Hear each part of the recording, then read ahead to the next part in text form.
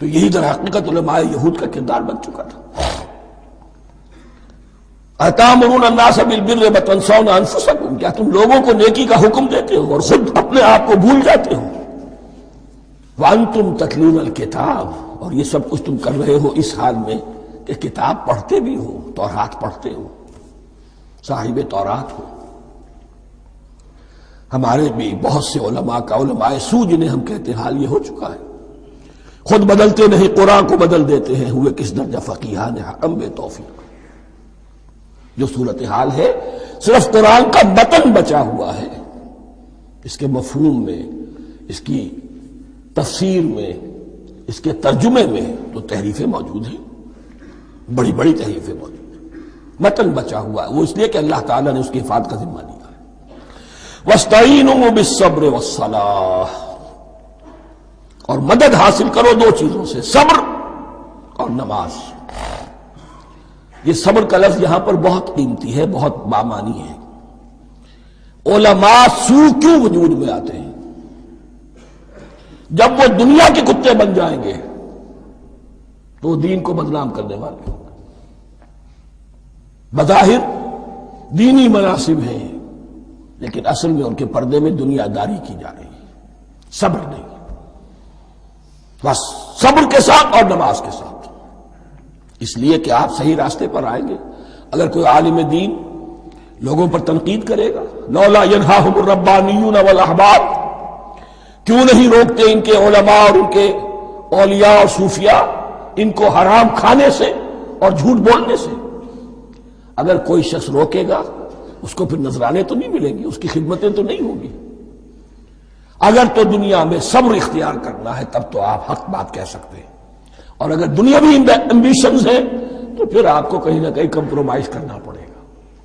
وَاسْتَعِینُوا بِالصَّبْرِ وَالصَّلَاةِ، صبر اور نماز۔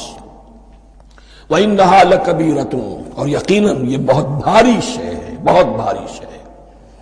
عام طور پر خیال یہ ہے کہ انہا کی ضمیر صرف صلاۃ کی طرف جاتی ہے، نماز بہت بھاری ہے۔ ایک رائے یہ ہے کہ نہیں، یہ پورے طرز عمل کی طرف جا رہی ہے۔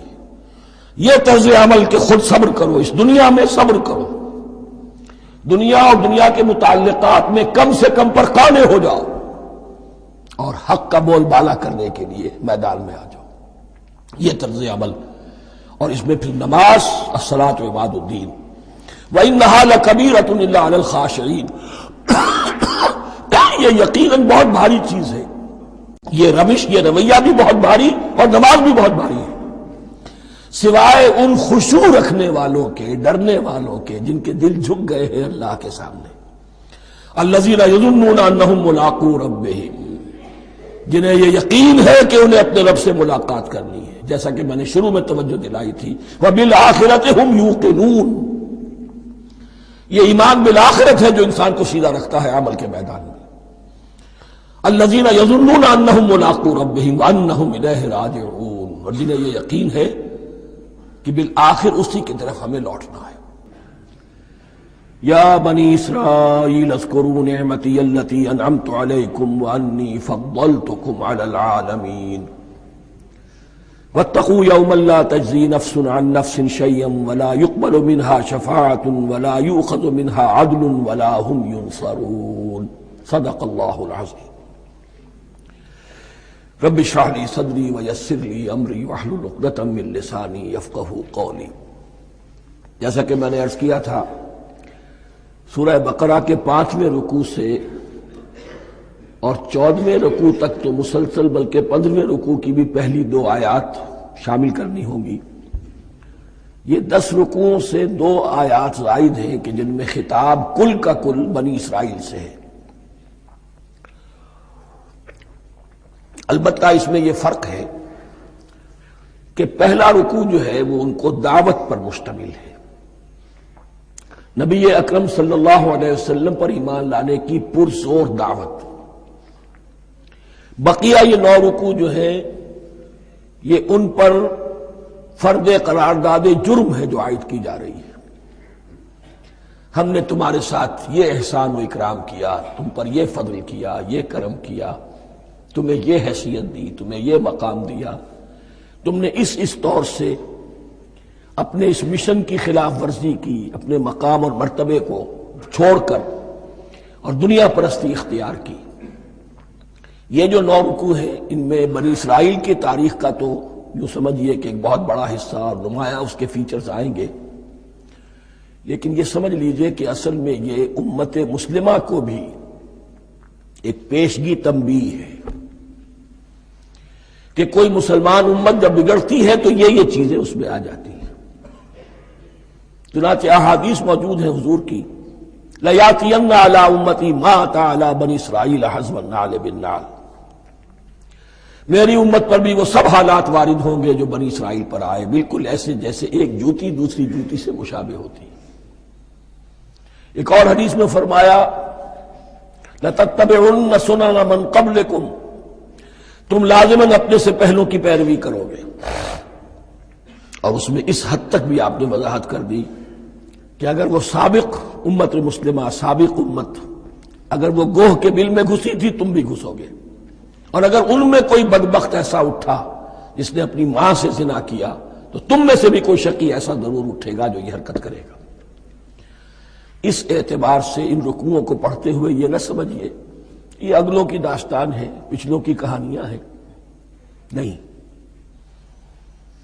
خوش طرح باشد کے سر دل براں، گفت آیت در حدیث دیگراں، یہ ہمارے لیے ایک آئینہ ہے اور ہمیں ہر مرحلے پر سوچنا ہوگا، دروں بینی کرنی ہوگی، انٹروسپیکشن، کہ کہیں اسی گمراہی میں ہم مبتلا تو نہیں، دیکھتے جائیے گا۔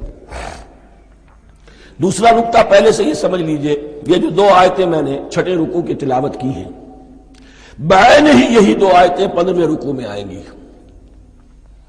اور اس کو یوں سمجھیے کہ یہ 2 بریکٹس ہیں، 9 رکوعوں کا مضمون ان 2 بریکٹس کے درمیان ہے۔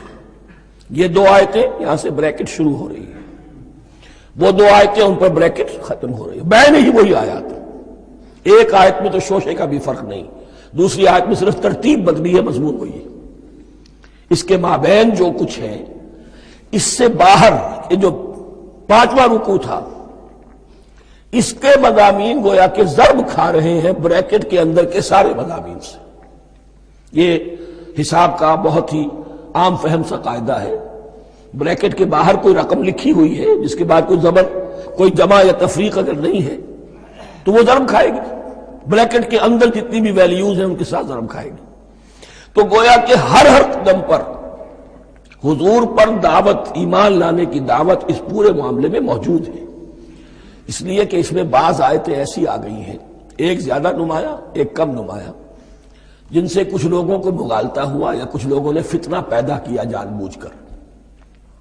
یہ فتنہ ایک بار پیدا ہوا تھا اکبر کے زمانے میں، دین الہی کی شکل میں، کہ صرف خدا کو مان لینا، آخرت کو مان لینا اور نیک اعمال کرنا نجات کے لیے کافی ہے، کسی رسول پر ایمان لانا ضروری نہیں ہے۔ یہ صوفیہ میں بھی یہ فتنہ بہت بڑے پیمانے پر آیا۔ مسجد مندر ہکڑو نور، مسجد میں اور مندر میں ایک ہی نور ہے، سب مذاہب ایک ہی ہے، سارا فرق جو ہے شریعتوں کا ہے، عبادت کی ظاہری شکل کا ہے، وہ ہے رسولوں سے متعلق۔ رسولوں کو بیچ میں سے نکال دیجئے تو یہ دین الہی رہ جائے گا، اللہ کا دین۔ اتنا بڑا فتنہ تھا کہ جب ہندوستان میں سیاسی اعتبار سے، حکومت کے اعتبار سے مسلمانوں کا اقتدار چوٹی پر تھا، کلائمیکس پر، اکبر اعظم، اس وقت یہ دین الہی کا فتنہ اٹھا کہ دین محمدی کا اب دور ختم ہو گیا، وہ 1000 سال کے لیے تھا، 1000 سال پورے ہو گئے، اب الف ثانی ہے، دوسرا 1000 سال ہے، اس کے لیے نیا دین ہے، اسے دین اکبری بھی کہا گیا اور دین الہی بھی کہا گیا۔ اور اس میں ایک آیت آئے گی جس سے استدلال کیا ہے کچھ لوگوں نے۔ اس صدی میں پھر یہ فتنہ اٹھا تھا گاندھی کے فلسفے کے ذریعے سے، اور ایک بہت بڑا نابغہ انسان مسلمانوں میں سے، بہت بڑا نابغہ، جینیس، ابو الکلام آزاد، وہ بھی اس فتنے کا شکار ہو گیا۔ متحدہ قومیت، چنانچہ گاندھی اپنی پرارتھنا میں کچھ قرآن کی تلاوت بھی کراتا تھا، کچھ گیتا بھی پڑھواتا تھا، کچھ اپنشدوں سے، کچھ بائبل سے، کچھ گرو گرنتھ سے۔ معلوم وہ یہ سب ٹھیک ہے، سب ایک ہے، سب لوگوں کو ایک ہونا چاہیے۔